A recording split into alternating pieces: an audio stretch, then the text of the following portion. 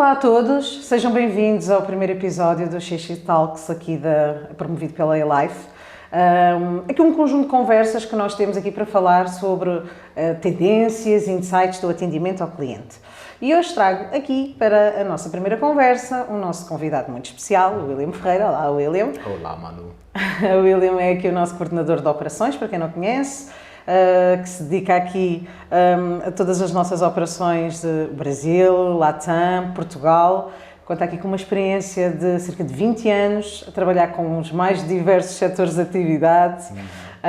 Para quem não conhece, o William é doutorando em mídias digitais aqui pela Universidade do Porto e basicamente é aqui o nosso responsável que se dedica aqui à implementação de soluções de inteligência artificial aqui dentro do Grupo A-Life. William, muito obrigada pela tua presença aqui hoje, para falarmos aqui um bocadinho. William, eu tenho aqui uma primeira pergunta para te fazer. Muito se fala hoje sobre o impacto da inteligência artificial no mundo dos negócios e, em concreto, na relação entre marcas e consumidores. Na tua perspectiva, com base na experiência que tu tens, quais é que são as principais tendências que tu vês agora para o próximo ano que aí vem, 2026? Manu, eu acho que uma coisa curiosa que está acontecendo no mercado do marketing em geral, e aí quando eu falo marketing, eu estou englobando também a área de atendimento, porque hoje o atendimento é visto como uma estratégia de marketing. A gente traz muita visibilidade para a marca quando a gente responde um consumidor nas mídias sociais, por exemplo, é que nós estamos herdando alguns processos de tecnologia, e isso é incrível. Eu tenho visto nos últimos anos, nos últimos 10 anos especificamente, essa integração da área de tecnologia com a área de atendimento ou a área de marketing, o que faz com que naturalmente a própria expertise dos profissionais dessas áreas também passe por um certo nível de mudança.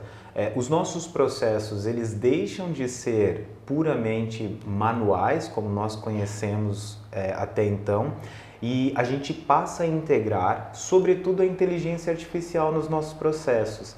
Então, quando eu penso nas tendências e nas inovações que a tecnologia está trazendo para a nossa área, para a área de atendimento ou do marketing, eu começo a pensar nos impactos dos agentes, os agentes inteligentes que podem ter vários desdobramentos. Eu posso usar um agente inteligente para fazer monitoramento de redes sociais, um agente inteligente para fazer relacionamento nas redes sociais.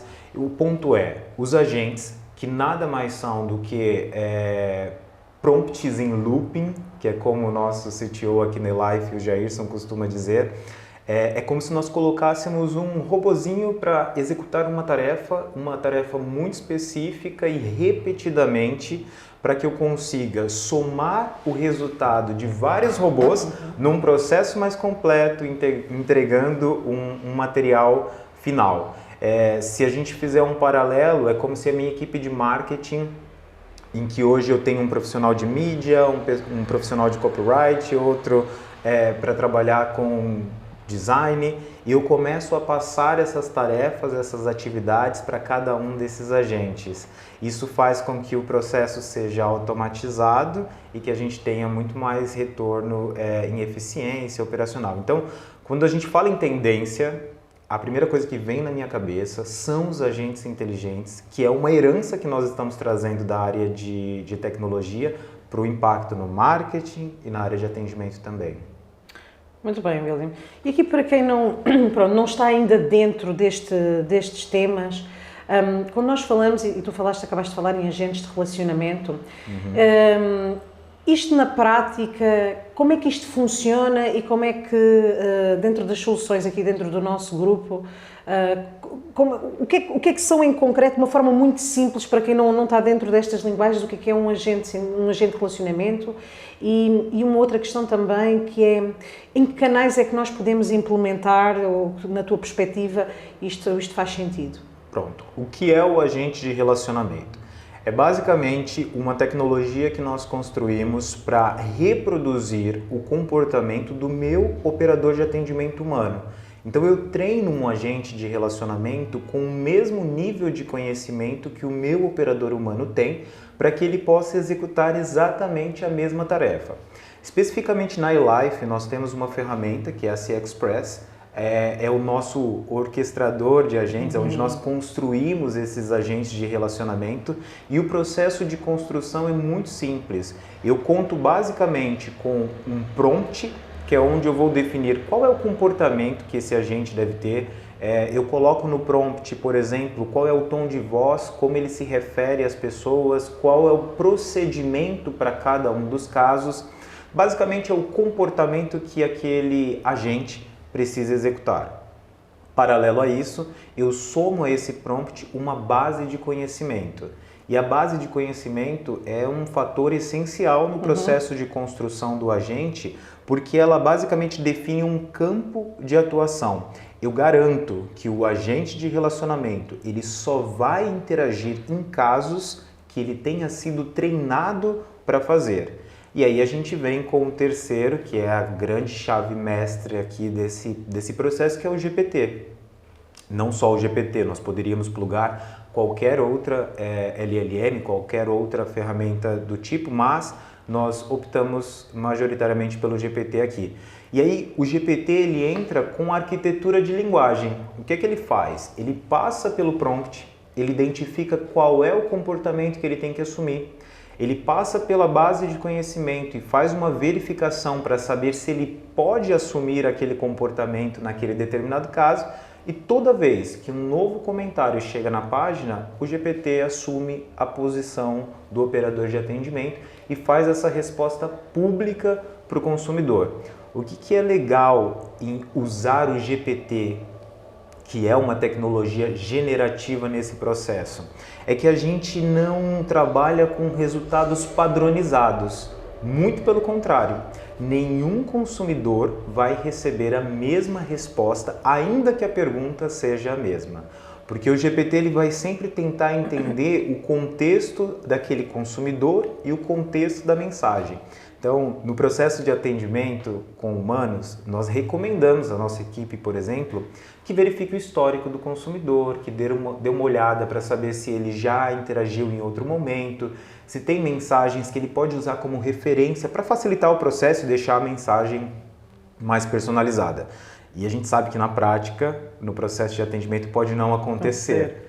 O que não acontece com o GPT. A gente passa para ele um contexto das últimas 10 mensagens que o consumidor interagiu com a marca, por exemplo. Então, toda vez que ele vai responder, ele olha para esse histórico rapidamente, entende o contexto e produz uma mensagem hiper personalizada para aquele consumidor. E aí, talvez eu até colocaria aqui um adendo à minha resposta inicial sobre as tendências.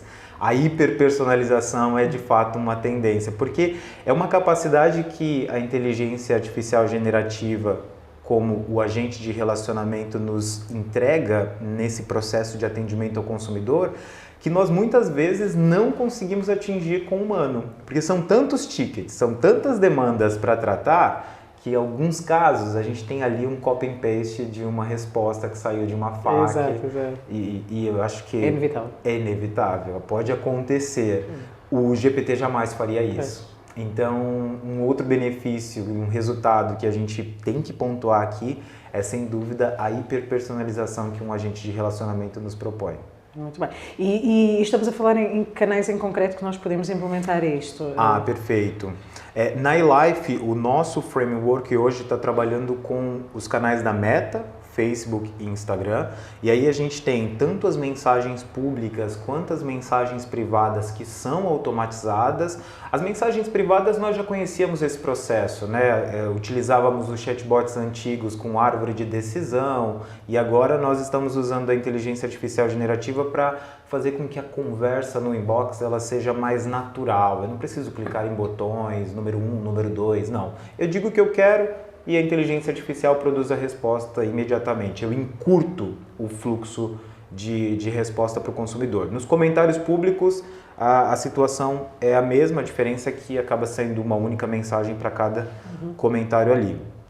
Paralelo a isso, nós temos o GMB, A gente já tem a tecnologia implementada para esse canal no Google, o que é muito legal porque o GMB ele tem uma característica de interação que é muito simplória. Ele não tem um ambiente privado, por exemplo, onde eu possa pedir os dados do consumidor. Então eu tenho que dar uma única resposta. E aí o que a gente percebeu é que o nosso time gastava muito tempo para uma resposta que é básica, como por exemplo, encaminhar o consumidor para um outro canal de atendimento. O agente de relacionamento ele faz isso em segundos e a gente dispensa a equipe para dar atenção para outros casos. E agora a gente vai lançar o TikTok também, que é uma grande aposta. O TikTok está crescendo muito, em alguns dos nossos clientes já é a rede com o maior volume de comentários, ultrapassando inclusive Instagram. Então estamos dando atenção para esse canal, logo a gente vai lançar o TikTok. Muito bem, Will, obrigada. Do que eu entendo, torna-se evidente, não é? Nós percebemos que há aqui uma grande vantagem competitiva, tanto para as marcas como para os consumidores, não é?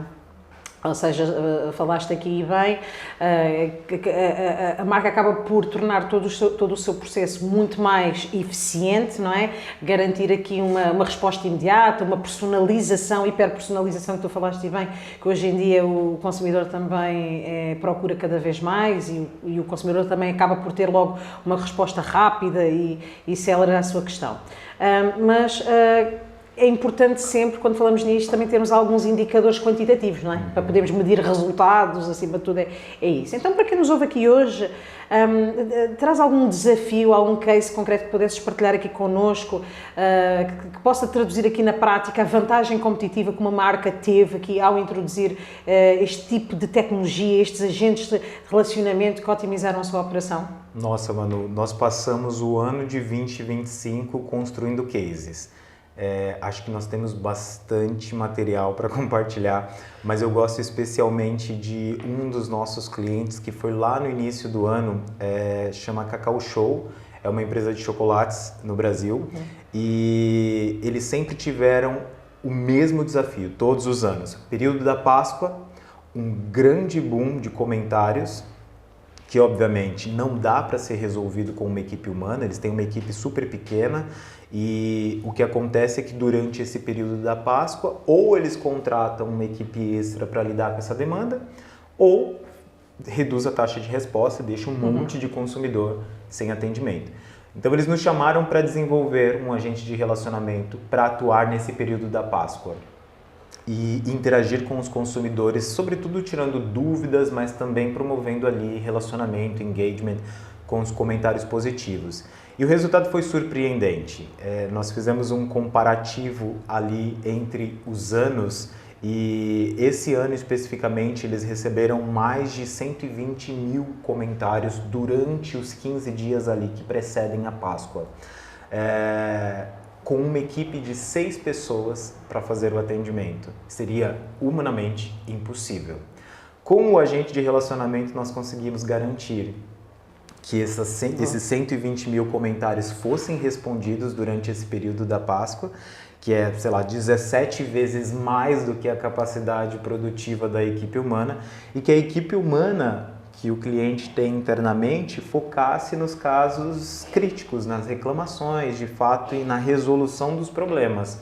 Então, nós limpamos a fila de trabalho para que a equipe humana conseguisse dar atenção para aqueles casos que fossem mais sensíveis, sem deixar que o consumidor que tem uma dúvida, por exemplo, sobre onde encontrar o produto ou qual o preço, ou questões até mais técnicas, como, por exemplo, versões sem açúcar, que ele também tivesse uma resposta da marca. Eu acho que esse case mostra pra gente que a inteligência artificial ela vem para somar ao trabalho do humano. E é isso é muito importante quando a gente pensa em desafios, né? É que existe uma zona cinza que nós não estamos atuando ainda justamente por falta de braço, por falta de recursos humanos para lidar com aquele volume de casos. O que a inteligência artificial faz é preencher esse espaço e a gente libera aquela mesma equipe que está ali para fazer outras coisas, para lidar com outras pautas. Muito bem. Isso leva-me aqui a uma questão também, que é, tem-se falado também um bocadinho aqui sobre o equilíbrio não é? Do uso da inteligência artificial e de alguma forma equilibrar isto com a humanização. De que forma é que as empresas podem equilibrar e qual é que é a estratégia, no fundo, que as empresas podem levar de forma a equilibrar, por um lado, o uso de inteligência artificial, que é evidente que traz ganhos enormes e grandes vantagens, mas, por outro lado, também não perder este toque humano, não é? Que é fundamental. Essa é a questão de ouro, assim, que está todo mundo discutindo de fato com a entrada da inteligência artificial no nosso processo. Mas eu acho que a gente precisa começar de um ponto de partida que é o uso da inteligência artificial é inevitável. Acho que não tem como uma empresa não se adaptar a essa nova realidade. Mas existem outros ganhos que nós não estamos considerando quando a gente coloca a IA no processo de atendimento.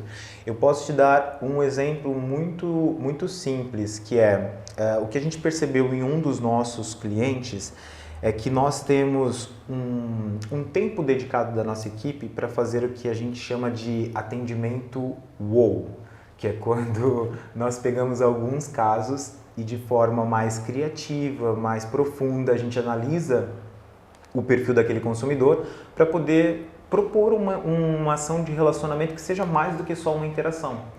Então, quando nós implementamos a IA nesse processo de atendimento do nosso cliente, a nossa equipe conseguiu espaço para fazer mais atendimento wow. Então, nós aumentamos a quantidade de cases que nós temos de relacionamento nos nossos clientes, porque nós demos espaço para a equipe humana ter um certo ócio criativo, sabe? Ócio criativo. É isso, nós demos um pouco mais de espaço, porque, de fato, assim, para quem é da área de atendimento, sabe que uma fila de atendimento não para. Que os tickets estão chegando o tempo todo. E aí você exigir da sua equipe que ela seja criativa, que ela faça ações de relacionamento quando a SLA está batendo, nós estamos atingindo a meta do contrato, quando o volume está crescendo. É irônico você esperar que as pessoas consigam ser criativas num cenário de tanta pressão. Uhum. E para quem é do call center ou quem veio do call center sabe que atendimento é pressão, ponto.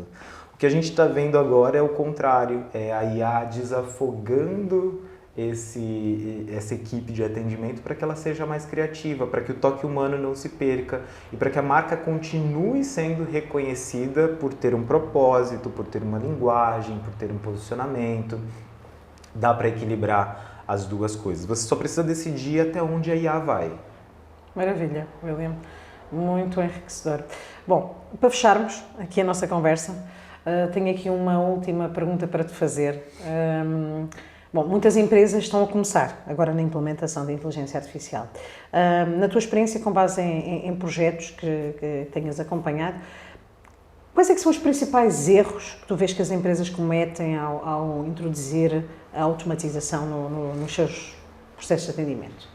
Eu acho que quando a gente fala sobre qualquer tecnologia, o principal erro é achar que a tecnologia vai resolver todos os problemas. E eu vejo alguns desafios ambiciosos de clientes que chegam para a gente com a intenção de automatizar, que é colocar a IA em todos os processos, em todos os níveis de atendimento. E o que a gente veio aprendendo é que o resultado pode ser frustrante. E frustrante para o consumidor final na ponta, sabe? Não é jamais a nossa realidade, mas aquele velho caso de você falar com o chatbot e ele responder, desculpa, não entendi.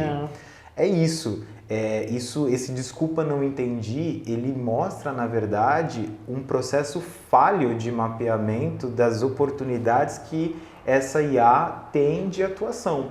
Então, o que nós fazemos com os nossos clientes é fasear esse processo. Não queremos que ele responda 100%. Pelo contrário, nós queremos começar pelas demandas mais simples, que podem ser os elogios. Depois a gente vai para as dúvidas, depois para um certo nível de reclamação. Em alguns casos, a reclamação não vai ser atendida integralmente por IA. A gente vai só criar um fluxo de triagem em que eu uso a IA para pedir os dados, para que quando o time humano receber aquele ticket, as informações já estejam prontas e completas para que ele possa tratar o caso sem precisar pedir novamente para o consumidor um dado complementar, sabe? Então, o erro principal que eu costumo ver no processo de implementação de IA é essa ambição de que a IA vai resolver todos os problemas. E olha, se a IA resolver hoje 50% dos problemas, eu já vou ficar muito feliz com o resultado de implementação. Muito bem, William. Muito obrigada, está bem, aqui pela tua partilha. Acabámos por desmistificar aqui um bocadinho aqui as várias dúvidas também que as empresas possam ter e acabamos por perceber aqui de facto os ganhos são evidentes no uso da inteligência artificial. Falamos aqui um bocadinho aqui nas tendências e como é que as empresas podem de facto aplicar isto, no fundo quais é que são as boas práticas e o que é que não devem de fazer. E com isto concluímos hoje aqui esta sessão, esta conversa prática sobre o atendimento ao cliente. Se quiser saber mais sobre as nossas soluções aqui do Grupo Life e como é que podemos automatizar o atendimento, pode consultar mais informações em www.cexpress.pt e não perca o próximo episódio aqui do CX Talks. Até à próxima. Obrigada.